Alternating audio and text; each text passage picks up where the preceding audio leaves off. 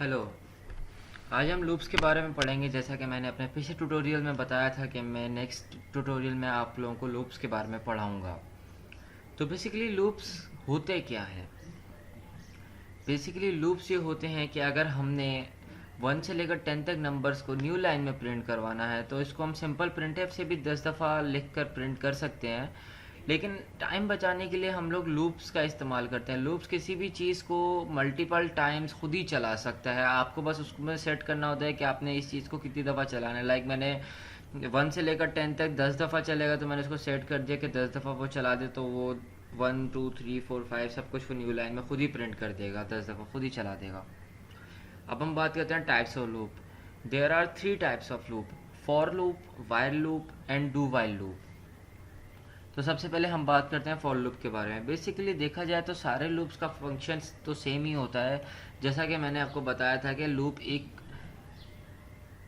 Comment को बार बार चला सकता है, या आप लोग ये कह लें कि लूप एक पूरे फंक्शन को भी बार बार चला सकता है।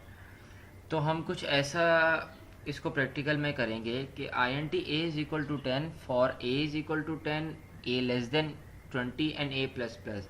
प्रिंट एफ में हम ये लिखेंगे %d कॉमा ए सिंपल, और नीचे गेच लिखेंगे। अब इस प्रोग्राम में ये कर क्या रहा है?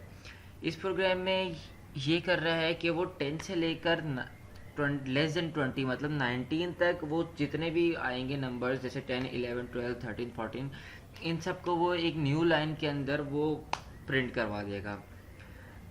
अब हम करते हैं इसकी practice.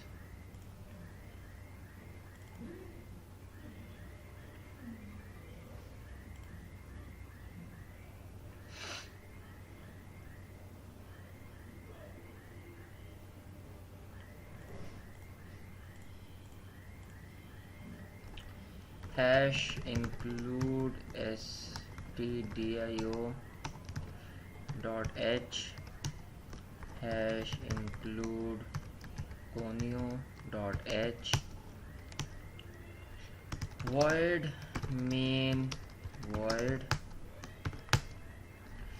int a is equals to 10, for a is equals to 10 semicolon a less than 20 semicolon a plus plus. A plus plus क्या कर रहा है? जब वो दोबारा घूम के आएगा ना फॉर के लूप को, जब दोबारा चलाना है तो ए प्लस प्लस की वजह से वो इसमें एक चीज़ प्लस कर देगा। जैसे 10 है तो वो 11 कर देगा।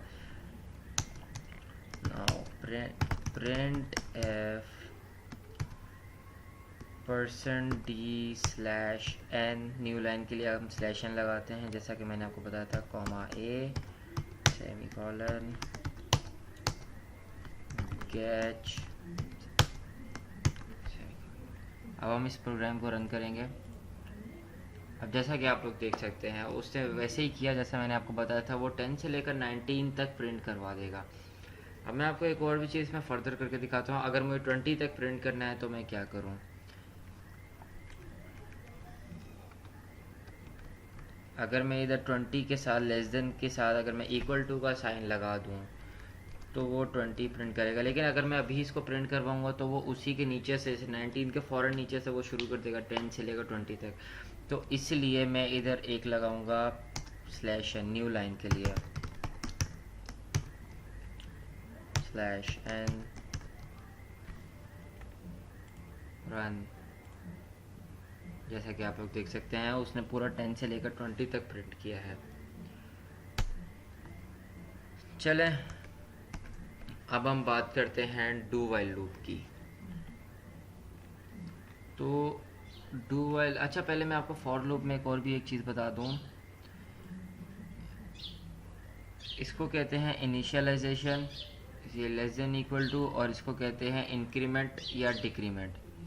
तो क्या हुआ? इनिशियलाइजेशन, कंडीशन, इंक्रीमेंट, डिक्रीमेंट, ये बहुत कीवर्ड्स हैं जो आपको याद होने चाहिए अगर आप एक प्रोग्रामर बनना चाहते हैं तो।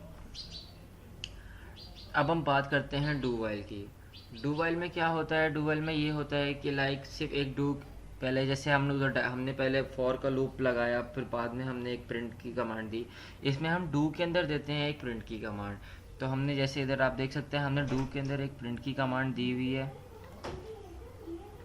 डू के अंदर जैसे आप देख रहे हैं कि हमने एक प्रिंट की कमांड दी हुई है, उसके बाद हमने उसको इंक्रीमेंट डिक्रीमेंट दिया। पर इंक्रीमेंट और डिक्रीमेंट दो किस्म की होती हैं।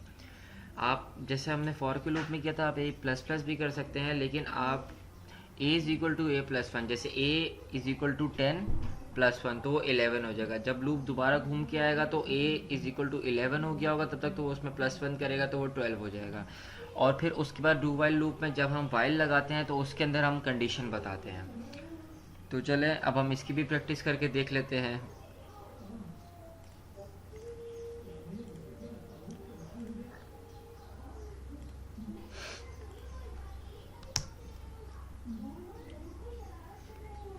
अच्छा, हम एक और न्यू फाइल लेंगे, hash include stdio.h, hash include conio.h, void main void int is equal to 10 to printf %d/n comma a। अब हम इधर करेंगे इसकी इंक्रीमेंट या डिक्रीमेंट।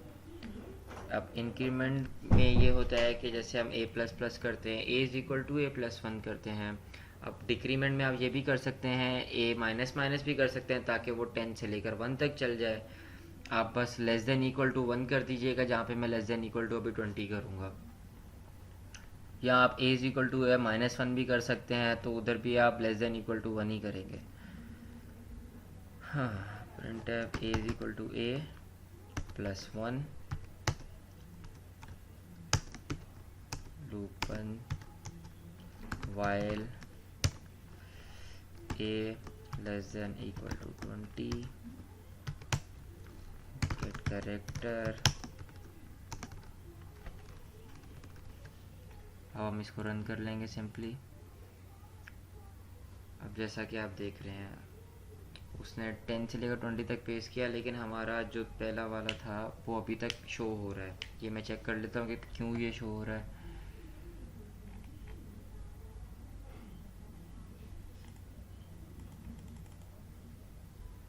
ओके, कभी कभी एक्चुअली ये जो सी है ये सी टर्बो है, क्योंकि ये इसका बहुत पुराना हो चुका है, तो ये कभी कभी मसला कर जाता है। तो घबराने की ज़रूरत नहीं है, ये हम दोबारा से इसको खोल लीजिएगा आप।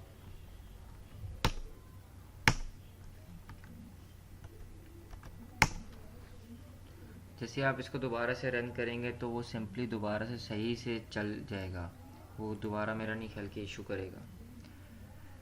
सी असल में बेसिक लैंग्वेज है, इसका आजकल तो कोई यूज़ नहीं होता है, लेकिन फिर भी एक बेसिक कॉन्सेप्ट होने के लिए तो आपको सही से आनी चाहिए सी।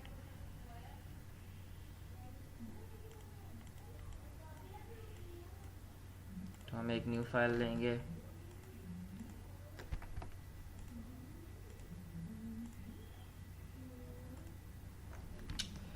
Hash include stdio.h, hash include conio.h, void main void is equal to 10, int is equal to 10, then do printf %d/n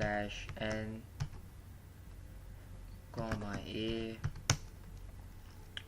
is equal to a plus 1 while a less than equal to 20 get character।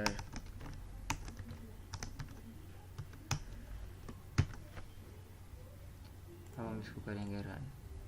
जैसा कि आप देख सकते हैं ये बिल्कुल सही से रन हुआ। तो वही जैसा मैं आपको बोल रहा था, घबराने की ज़रूरत नहीं है, आप इसको रीस्टार्ट कर दीजिएगा इस पूरे सॉफ्टवेयर को, तो ये सही हो जाता है।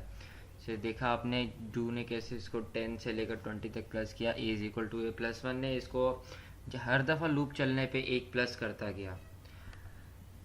खैर, अब हम अपने सबसे ज़्यादा इम्पोर्टेंट लूप वाइल लूप के बारे में बात करते हैं। हम कहा यह जाता है कि वाइल लूप आगे जाके जितने भी सॉफ्टवेयर होते हैं, सी तो क्योंकि अब यूज़ नहीं होता, वाइल लूप सिक्योरिटीज़ के लिए भी यूज़ होता है काफ़ी। तो वो अभी आप सिर्फ यही जानिए कि वाइल लूप चलाते कैसे हैं, वो आप जब आगे जाएंगे तो आप फर्दर पढ़ सकते हैं।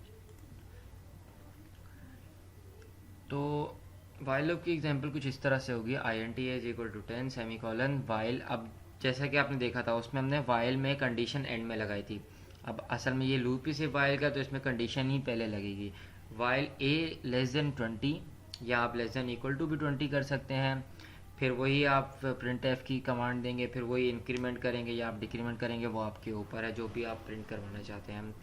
मैं आपको ये भी ट्राई करके दिखा देता हूँ।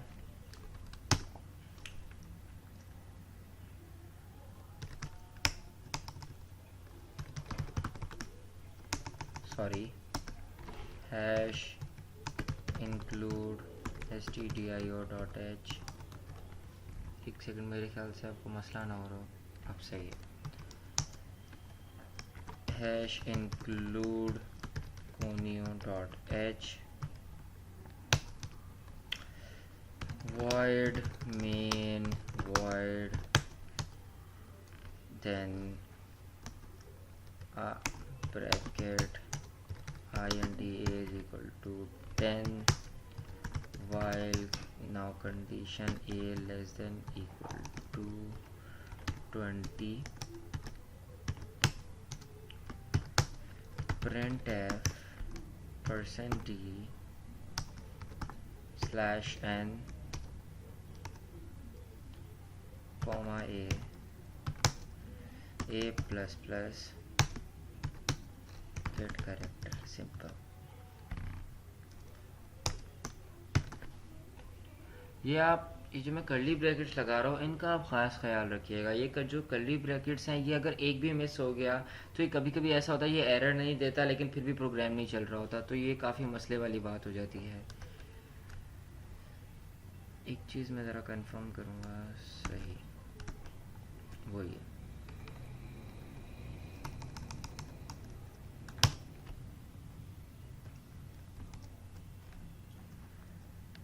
अच्छा, तो अब हम इस प्रोग्राम को रन कर लेंगे, और ये इस कर्ली ब्रैकेट के साथ साथ आप इन सेमी कॉलन्स का भी ख़ास ख्याल रखिएगा।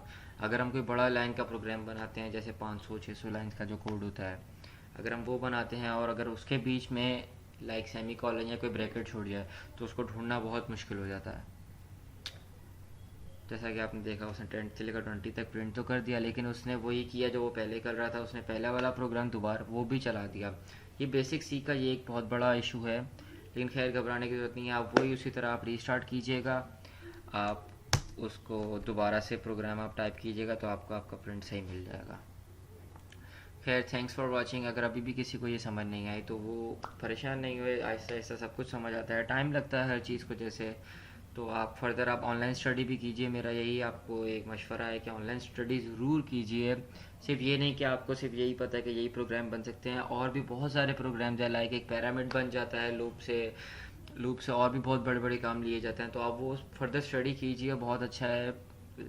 मतलब सी लैंग्वेज भी काफ़ी बहुत बड़ी है, तो आप इसको प्लीज़ ऑनलाइन स्टडी कीजिएगा। Thanks for watching.